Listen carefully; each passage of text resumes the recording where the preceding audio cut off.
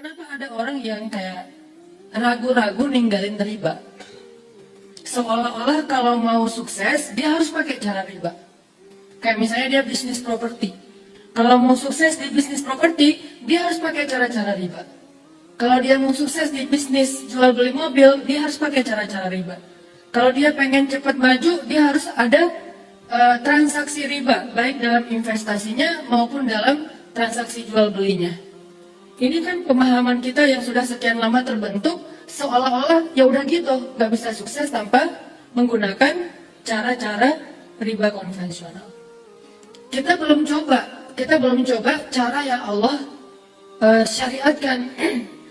Kita belum coba cara yang Allah tawarkan. Kita baru mendengar dari orang yang mungkin baru mulai mencobanya.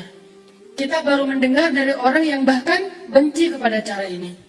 Jadi kayak ada head speech terhadap syariah, sehingga akhirnya kita takut terhadap syariat. Nanti kalau saya tinggalin kerjaan yang nggak halal ini, yang katanya riba, yang katanya syubhat, saya makan apa? Saya nanti gimana? Dan seterusnya, seolah-olah hidup kita berakhir justru ketika kita mengikuti syariat Allah. Kan ini aneh ya? Seolah-olah kalau kita putusin, gara-gara menghindari dari hubungan yang tidak halal, terus kita jadi terkatung-katung gitu. Terus kita takut kayak nggak akan ada yang mau sama kita. Terus kita takut kehilangan seseorang yang berharga dalam hidup kita. Padahal kita nyambung juga belum tentu itu akan bertahan. Banyak banget orang yang dekatnya sama kita jadiannya sama yang lain. Banyak gak sih? Curhatnya ke kita, akadnya ke yang dia, gitu kan ya? Curhat setiap hari ke kita, ya aku kayaknya pengen curhat deh. Ya udah curhat aja, aku siap kapan aja kamu pengen curhat panjang lebar. Ujung-ujungnya dia telepon, nah kayaknya mau curhat nih, ada apa? Doain ya aku mau akad. Hah? Jadi kayak curhatnya ke kita, jadian akadnya sama orang lain, dekatnya sama kita, jadiannya sama orang lain. Itu kan banyak cerita kayak gitu. Kenapa kayak di skip aja? Seolah-olah itu nggak pernah terjadi, sehingga yang namanya pacaran sebelum akad itu ya fun-fun aja, sampai ada istilah mobil aja ada test drive, masa pasangan enggak gitu kan ya? Jadi harus ada test drive dulu, cocok apa enggak cocok dan seterusnya. Ini bukan mobil. Tersinggung nggak sih kalau kalian disebut mobil? Cewek-cewek disebut kayak kendaraan doang, lalu ditunggangin terus dia pergi gitu kalau nggak cocok gitu? Enggak kan?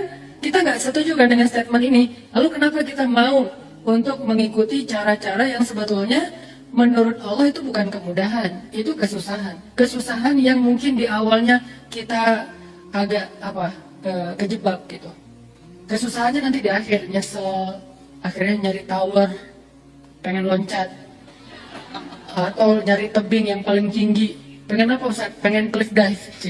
Cliff dive itu olahraga air, tapi modelnya loncat dari ketinggian gitu kan, cliff diver. Dan yang paling pro tuh yang baru diputusin, itu pro banget. Kok bisa gitu Ustaz? Ya dia diving nggak muncul-muncul lagi. Nah ini artinya teman-teman, kita belum coba aja cara yang Allah tawarkan dengan istiqomah, dengan konsisten. Coba deh, ini saya bandingin aja antara riba versi manusia sama riba versi agama. Kan di dalam Islam juga ada riba. Ustaz baru dengar saya di dalam Islam ada riba. Ada. Di dalam Islam ada riba, di luar Islam ada riba. Tapi beda prakteknya. Kalau riba yang nggak boleh, yang di luar Islam, itu yang kita udah ngerti lah. Transaksi riba itu kan banyak banget ya, modelnya, variannya kayak gitu-gitu. Sekarang kita lihat riba versi Islam. Yang mana sih riba versi Islam dan lebih bagus? Sedekah. Sedekah itu riba versi Islam banget. Kok bisa Ustadz menyimpulkan kalau sedekah itu riba? Memang kayak gitu bahasa Al-Qur'annya. Coba buka lagi deh di juz ketiga Al-Baqarah. Yamhaqullahu riba wa yurbis sadaqat. Allah menghapus riba dan meribakan sedekah. Kayak gitu teksnya. Menghapus riba, meribakan sedekah. Yurbi itu kan verb dari riba. Kata kerjanya riba. Jadi Allah menghapus praktek riba versi manusia, tapi Allah juga punya sistem riba versi agama, yaitu sedekah. Kenapa kok sedekah diistilahkan dengan riba di ayat itu? Apakah ini maksudnya riba halal? Bukan. Maksudnya Allah lagi bicara ke orang yang senang riba. Allah lagi bicara ke orang yang suka pakai sistem riba untuk melipat gandakan harta. Kan arti riba itu melipat gandakan kan? Arti riba. Jadi Kalau kita minjemin uang ke teman kita, terus dibalikin dengan tambahan, berarti kita sudah melipat gandakan. Itu namanya riba. Kita minjemin uang ke teman kita, terus baliknya misalnya dengan barang yang berbeda tapi lebih mahal dari yang kita kasih, itu namanya sudah melipat gandakan. Nah ini dihapus, tapi ternyata sistem ini dipakai dalam agama yang berbentuk sedekah. Produknya namanya sodakoh. Sodakoh itu banyak, zakat disebut sedekah, infak untuk pasangan, kewajiban seorang ayah kepada anak, suami kepada istri itu juga sodakoh. Kemudian berinfak untuk dakwah atau jihad fisabilillah itu juga sodakoh. Istilah sodakoh itu istilah umum. Nanti kalau di breakdown ada zakat, ada wakaf, ada nafkah, ada sodakoh itu sendiri juga, dan macam-macam lah. Nah artinya Allah mengatakan yamhaqullahu riba, Allah menghapus riba. Udahlah, nggak usah pakai cara riba. Terus gimana cara kita biar kaya, Ustaz? Gimana cara kita bisa melipat gandakan harta, ya Allah? Gimana caranya biar bisa kita nyimpen terus baliknya lebih gede? Kayak misalnya ada sistem deposito yang konvensional, kita taruh uang di situ, nanti dia bakal berkembang sendiri gitu kan? Walaupun sebetulnya itu masih agak fluktuatif dan kadang-kadang fluktuatifnya itu tergantung apa istilahnya? Kalau uang jadi berkurang nilainya apa? Inflasi. Pelajaran IPS. Dia tergantung dengan inflasi gitu kan. Jadi kalau misalnya kita sekarang misalnya dapat sekian ratus ribu atau sekian juta dalam sebulan, terus kita investasi di situ, angka uang investasi kita mungkin 5 tahun lagi kena inflasi udah nilainya udah di bawah itu kan. Walaupun kita udah untung setiap bulannya, pas diakumulasi masih lebih rendah daripada angka inflasi. Itu satu. Kedua, harusnya kalau kita berpikir lebih perhitungan lagi nih, kalau kita mau lebih detail lagi, rugi banget naruh uang segitu, untungnya segitu doang. Padahal ada cara lain, kita naruh duit, untungnya berlipat-lipat, atau nggak usah segede itu deh. Misalnya teman-teman nyimpan uang untuk yang kerasa gitu ya, yang kerasa depositonya kan 1M, baru kerasa kan. Kalau di bawah 100 juta mah mungkin untuk beli bakso atau apa. Jadi plus riba dan dosa setiap bulan. Udah riba plus dosa setiap bulan. Nah, angkanya gede 1M, keuntungannya berapa? 1M itu kurang lebih sebulan sekitar 6 juta. Sebulan sekitar 6 juta. 1 miliar. Ditaruh di manusia, dibalikin setiap bulan keuntungannya kurang lebih 6 juta. 1 miliar. Itu udah gede banget tuh, jarang yang segitu. Rata-rata mungkin di bawah 5 juta, 4 juta setengah, 4 juta, atau 5 juta kurang dikit. Tapi 6 juta ini saya ambil angka yang paling gede. Kok saya tahu? Ya gitulah. Ustaz punya, ya pernah dulu. Nggak sampai 1M sih, cuman 1M setengah. Nggak. Cuman sekian puluh juta doang lah, dan itu langsung kepake. Terus orangnya langsung cemberut gitu, mau dipakai. Nah, uang saya kenapa kamu cemberut? Gitu kan, jadi kayak misalnya cuma dikasih 5 juta lah ya, 5 juta dari 1 miliar.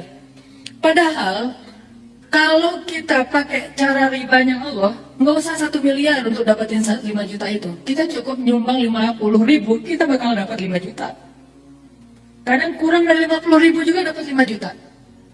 Teman-teman kalau mau disuruh pilih, investasi 1 miliar setiap bulan dapat 5 juta, atau investasi 50 ribu setiap bulan dapat 5 juta, mau yang mana? Ya iyalah, usah masa milih. Ya pasti 50 ribu kan? Atau lebih, nggak usah terlalu jauh deh, biar kita nggak kaget. Investasi 5 juta dapat 5 juta, atau investasi 1 miliar dapat 5 juta? Pilih yang mana? Sekarang udah nggak masalah dengan angka 1-2 kan? Udah aman ya? Udah beres kan? Sekarang kita pilih, jangan pilih angkanya, pilih nilainya. Masih ada sisa-sisa soalnya. Mau 5 juta atau 1 miliar investnya? Untungnya sama-sama 5 juta nih. Ya pasti 5 juta. Masalahnya di mana sekarang? Bukan masalah pilihan itu ada atau enggak. Masalahnya kita yakin nggak nih sama Allah? Masalahnya kita percaya nggak sih sama sistem Allah? Masalahnya kita trust nggak sih dengan janji-janji Allah? Itu doang masalahnya. Makanya sebelum kita praktekin semua syariat, nomor 1 itu iman. Sebelum kita bicara tentang syariat, tentang rukun Islam, tentang ibadah, tentang akhlak, tentang muamalah, nomor 1-nya iman. Percaya nggak sama Allah? Saya nggak mau membahas iman dari angle rububiyah, uluhiyah, asma, sifat. Itu mah materi kampus. Dan saya juga belajar itu dulu. Cuman nggak mau dibahas itu. Kenapa? Bukan karena nggak ngerti. Kadang ada orang berpikir kalau nggak bahas rububiyah, kesannya kita nggak lagi ngaji gitu kan. Kalau nggak bahas uluhiyah, kesannya ini kajiannya main-main. Padahal itu kan cuma istilah. Rububiyah itu istilah. Pemaknanya apa? Libatkan Allah dalam masalah kita. Itu rububiyah bukan? Rububiyah.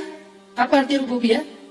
Allah pencipta, Allah pemilik, Allah pemelihara, Allah penjaga, itu kan arti Rabb. Rabbal alamin, pencipta alamin, pemilik alamin, pemelihara alamin, penjaga alamin. Kalau saya bilang gini, kalau kita dapat masalah, minta aja sama Allah diganti dengan yang lebih baik. Kenapa? Karena apa yang sudah hilang dari kita itu bukan milik kita, milik Allah. Itu lagi bahas apa? Rububiyah, karena Allah sang pemilik. Jadi kalimat innalillah wa inna ilaihi rajiun itu adalah terjemah dari kata Rabb. Terjemah praktis dari kata Rabb.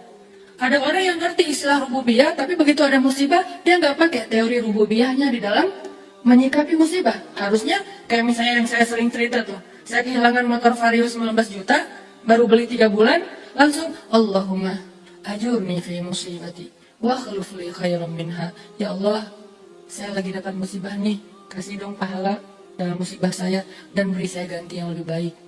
Ini namanya rububiyah, mengembalikan kepada Allah. Dan saya percaya banget kalau udah minta ke Allah dalam musibah, itu kan Nabi sendiri yang menjanjikan. Karena kata Nabi, ya Abu Salamah, Nabi ngajarin doa kepada Abu Salamah. Wahai Abu Salamah, kalau kamu dapat musibah, bacalah doa ini. Dan demi Allah, kamu tidak akan merugi, karena Allah pasti akan mengganti musibahmu dengan yang lebih baik. Abu Salamah pulang ke rumah, ngajarin doa ini kepada istrinya, Ummu Salamah. Lalu ketika Abu Salamah meninggal, itu kan musibah kan ya, buat seorang perempuan. Dan tidak ada musibah yang lebih besar bagi seorang cewek daripada ditinggalkan suaminya wafat.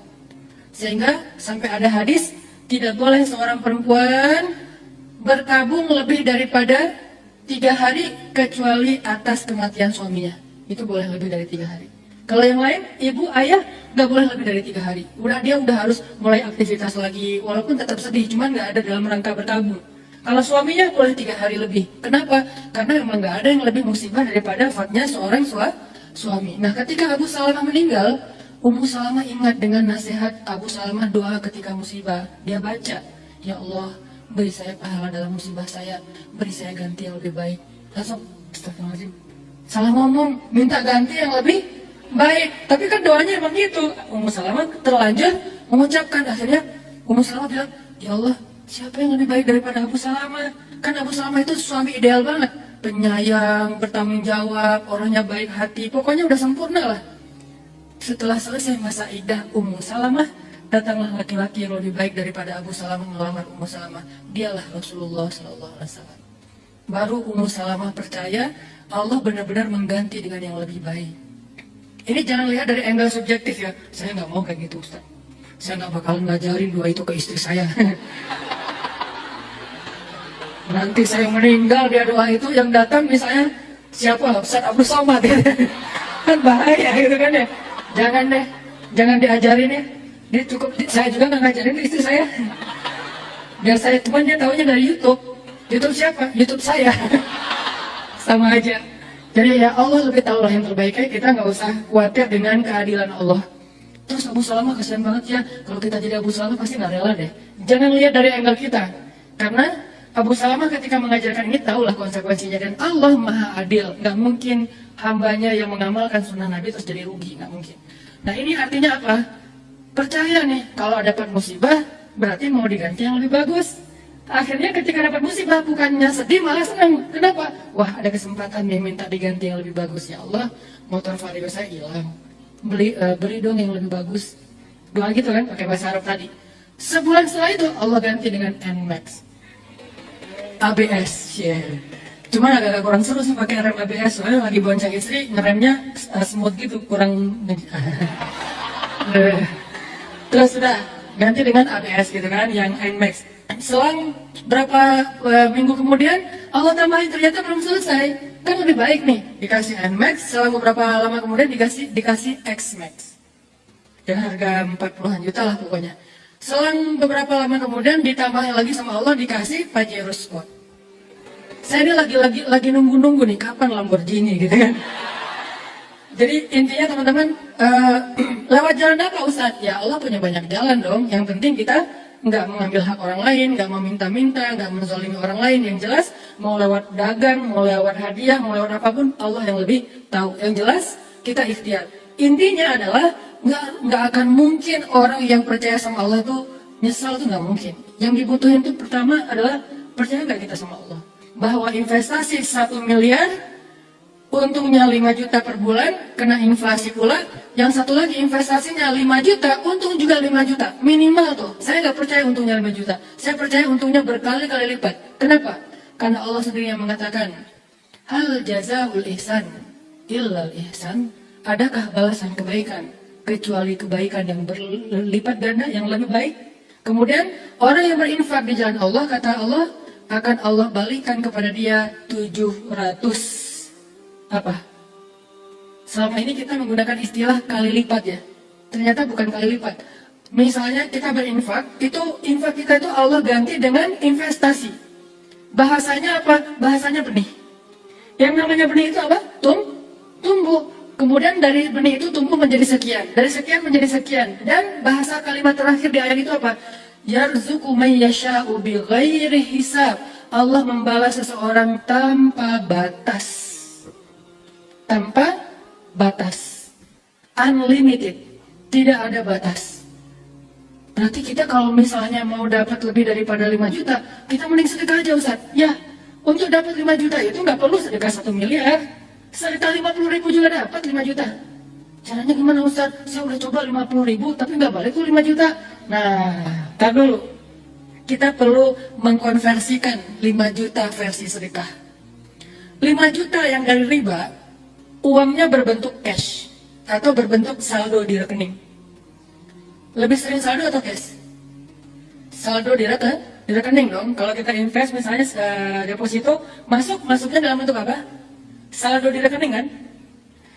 Begitu juga dengan Allah. Allah kalau misalnya kita investasi dengan ribanya Allah yaitu sedekah, itu akan bertambah saldo di rekening kita. Sama dengan itu, nggak ada bedanya. Kenapa yang ini kita minta cash, yang itu kita puas dengan saldonya doang? Nggak fair kan? Yang di bank asal muncul angkanya kita merasa udah dapat. Yang di sini kalau belum ada cashnya kita ngerasa ditipu sama Allah. Ini nggak fair nih. Kalau itu ngasihnya angka di saldo, ini juga boleh dong ngasih angka di saldo. Masalahnya saldonya ada di mana? Saldonya disimpan di sebuah buku yang terjaga, namanya Lauhul Mahfuz. Namanya Lauhul Mahfuz. Lembaran, lauh itu artinya lembaran. Lauh jamaknya alwah. Lembaran yang mahfuz, yang terjaga, tersimpan. Nggak ada yang boleh nambah kurangin angkanya. Nggak ada yang boleh coret-coret. Nggak ada yang bisa nge-crack atau nge-hack. Benar-benar mahfuz, terjaga. Wah, tapi kan nggak bisa dipakai. Bisa, sama dengan saldo di rekening bank kita. Kalau kita pengen pakai, tinggal gesek. Kalau kita pengen pakai, tinggal tinggal transfer online banking kayak gitu. Nah, yang ini gimana caranya? Lebih gampang lagi. Kita nggak perlu bawa kartu kemana-mana. Yang kemudian nanti tiba-tiba kartu kita gara-gara sering dekat dengan handphone jadi nggak berfungsi lagi, atau pas digesek ternyata udah banyak baret-baret, dimainin sama anak, digigit sama bayi, akhirnya kebanyakan gigit-gigitan, akhirnya nggak berfungsi lagi gitu kan. Susah ngejaga kartunya. Kalau ini nggak perlu pakai kartu. Terus cara ngecairinnya gimana? Minta sama Allah. Ya Allah, kan kemarin ada tuh duit saya 5 juta. Ini bahasa perbankan ya. Tapi nanti dalam doa teksnya berubah. Ya Allah, kan kemarin ada duit saya 5 juta, saya lagi butuh nih, mau beli ini, Allah cairkan. Dan cara Allah mencairkannya tidak selalu langsung uangnya dikasih ke kita terus kita bayar ke orang, nggak kayak gitu. Sama kayak kita di belanja di mall, kita pegang uang nggak kalau pakai kartu?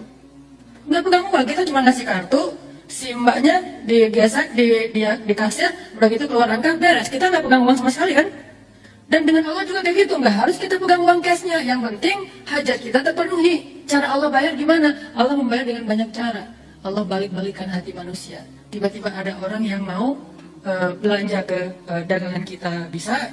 tiba-tiba ada orang yang mau hadiahin kita. Bisa tiba-tiba ada orang yang mau ngajak kita berbisnis yang untungnya berlipat ganda tapi effort kita kecil sebetulnya. Bisa banyak cara, yang jelas hajat kita terpenuhi. Sebetulnya itu kita lagi beli kayak tadi nih. Saya dapat hadiah NMAX dari teman saya dan saya nggak pernah ngomong saya kehilangan Vario. Kalau gitu kayak kasihan gitu kan. Ya aku kehilangan Vario loh, tapi aku udah doa kok sama Allah. Ngomong ke orangnya biar dia, oh ya Ustaz, saya juga nggak mau bikin Allah malu sama Ustaz. Udah deh saya kasih aja NMAX biar Ustaz makin yakin sama Allah. Ini kayak main-main kan? Saya nggak ngomong ke dia kok cuma seminggu jaraknya dari hilang Vario dapat NMAX. Saya nggak ngomong ke dia saya hilang Vario tiba-tiba dan saya waktu hilang Vario itu langsung kebayang NMAX hitam. Kenapa? Karena saya senang boncengin anak-anak, terus pengen yang bagasinya bisa masuk lemari gitu kan, yang gede gitu kan. Masuk helm, masuk barang, males banget kan tantang-tantang gitu kan. Harus belanja di Alfamart, belanja gitu kan ya. Kayak malu gitu, taruh aja di dalam bagasi. NMAX black on black. Oke, hitam gitu ya. Warna lain nggak mau. Udah minta gitu kan, terus minta sama Allah. Tiba-tiba orangnya kayak, alhamdulillah Ustaz saya baru dapat rezeki, saya pengen hadiahin Ustaz motor. NMAX mau nggak Ustaz? Ya terserah sih. Padahal emang itu yang dari kemarin dipengenin kan. Ya terserah aja deh, saya juga alhamdulillah hadiah, masa saya harus minta yang spesifik. Oh ya udah, Ustaz senangnya warna apa? Bebas aja. Ya udah yang hitam aja ya Ustaz, kayak yang bagus tuh warnanya hitam. Oh ya nggak apa-apa. Padahal ada amat wah gitu kan. Nah itulah Allah ya. Jadi maksudnya duit saya tuh saya nggak saya ambil secara cash, tapi Allah langsung bayarin kepada orang itu dalam bahasa Allah jadikan hati dia itu sayang kepada kita. Allah munculkan rasa kasih dan sayang ataupun cinta di dalam hati hambanya. Dia dapat apa? Dia juga gitu lagi tuh, berkembang terus. Itu tuh kayak sistem marketing yang dahsyat, berkembang. Dan dia nggak akan selesai. Dia ngasih ke kita, Allah ngasih lebih banyak lagi ke dia. Lewat siapa? Lewat orang lain. Orang lain itu gitu terus aja muter dan unlimited.